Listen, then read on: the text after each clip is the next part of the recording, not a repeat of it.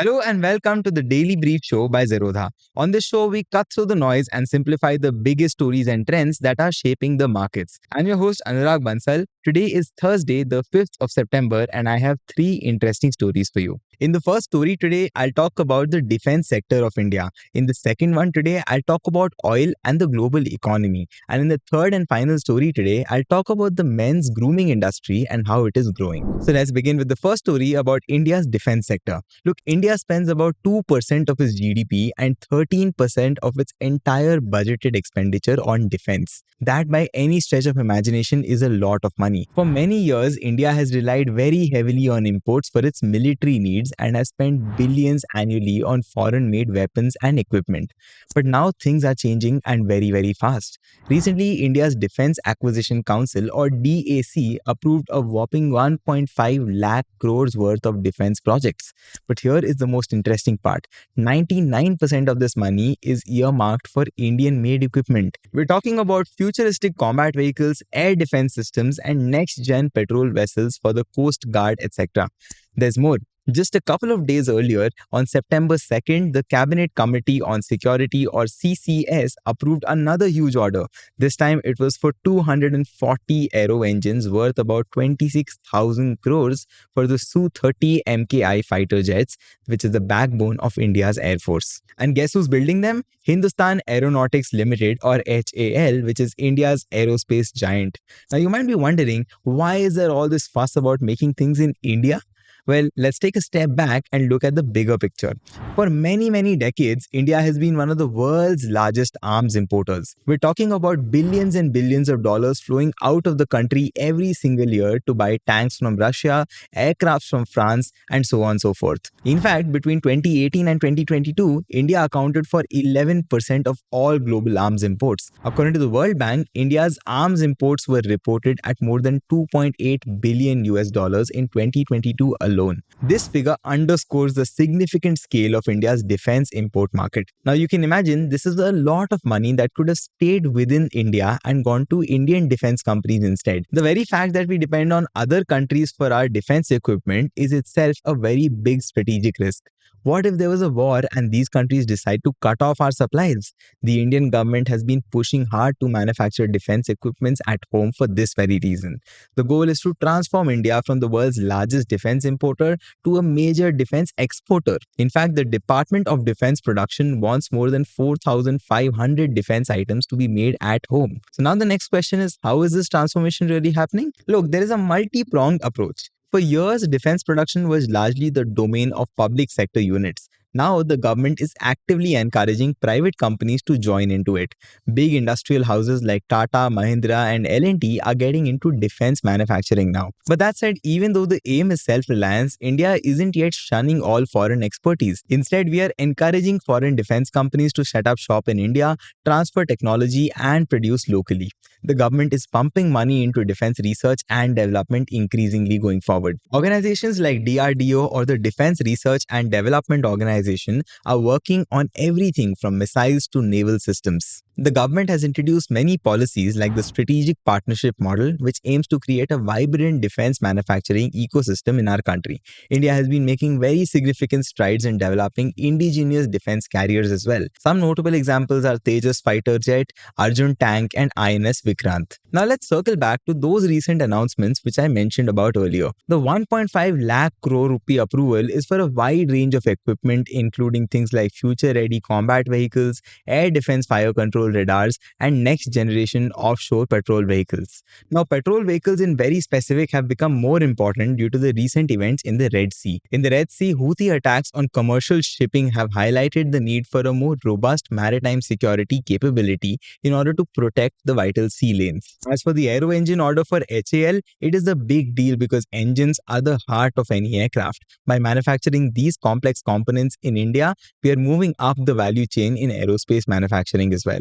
Now, while India is focusing on self-reliance, it is also making significant moves in defense exports. The government has set an ambitious target of achieving 5 billion US dollars in defense exports by as early as 2025.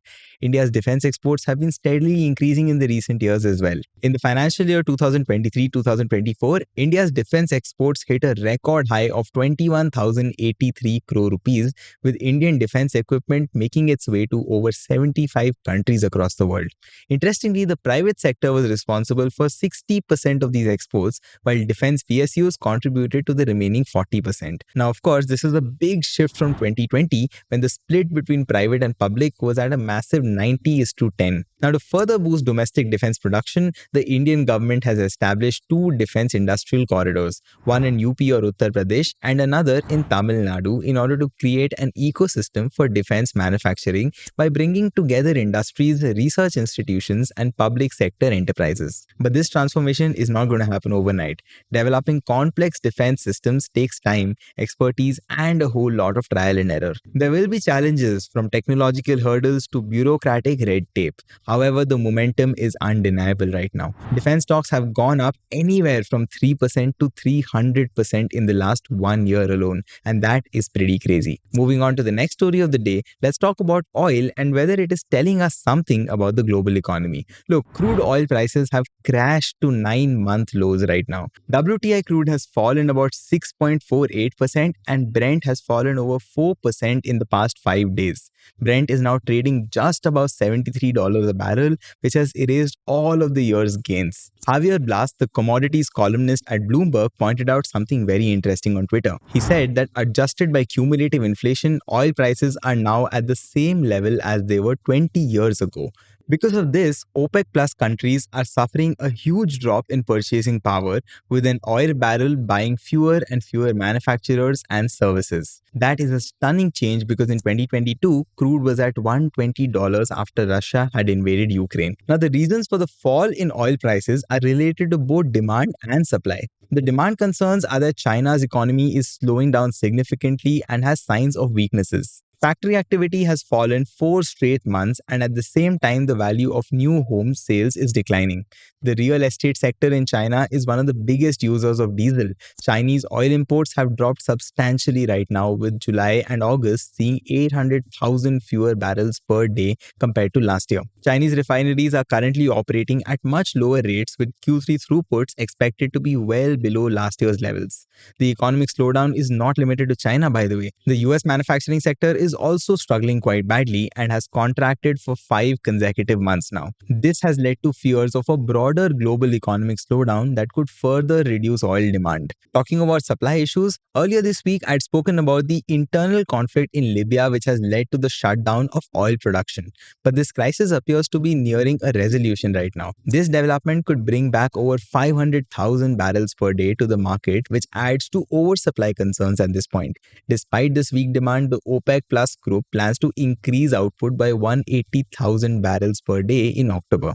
Now, this decision is raising concerns about oversupply in an already weak demand environment. The bearish outlook is very clearly reflected right now in market positioning.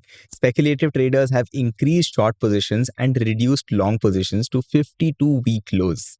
This pessimistic sentiment is causing the market to ignore potentially bullish news such as tanker attacks in the Red Sea and lower OPEC production in August. This combination of weak demand, particularly from China, and the prospect of increasing supply is creating a bearish outlook for oil prices overall. The question now, though, is whether OPEC Plus will need to reconsider its production increase plans to prevent a growing supply glut. Moving on to the third and the final story of the day, let's talk about the men's grooming and personal care industry. Look, recently Emami, which is a major FMCG player in India, acquired a men's personal care startup called the Man Company. Emami earlier owned little over 50% of the startup, but looking at the growing market, they have now decided to increase their ownership to 100%. Now, with this acquisition, Emami plans to expand its presence in the premium male personal care segment, which has been growing really fast in India. Personal care, by the way, for your reference, includes products in the areas of skin care, hair care, oral care, body care, bath and shower, etc. Now, what is interesting is that it's not just Emami that is interested in this space. Back in 2020, another FMCG giant, Marico, bought 100% of a very popular men's personal care startup called Beardo.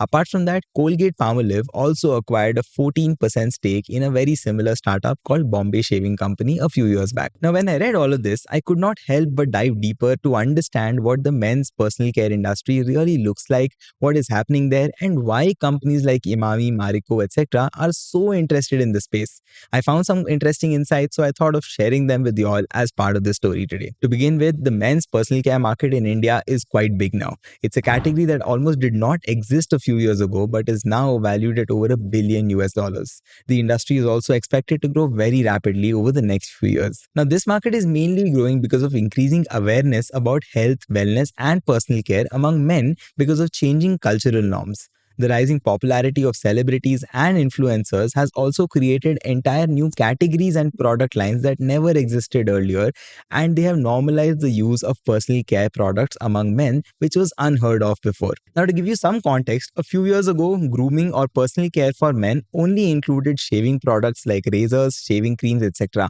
But today, this has evolved to include a full range of solutions like beard care, skin care, health care, and fragrances as well. Thanks to e-commerce, trends and purchasing patterns that were largely seen in prime urban metro markets have now started to spread beyond these large cities.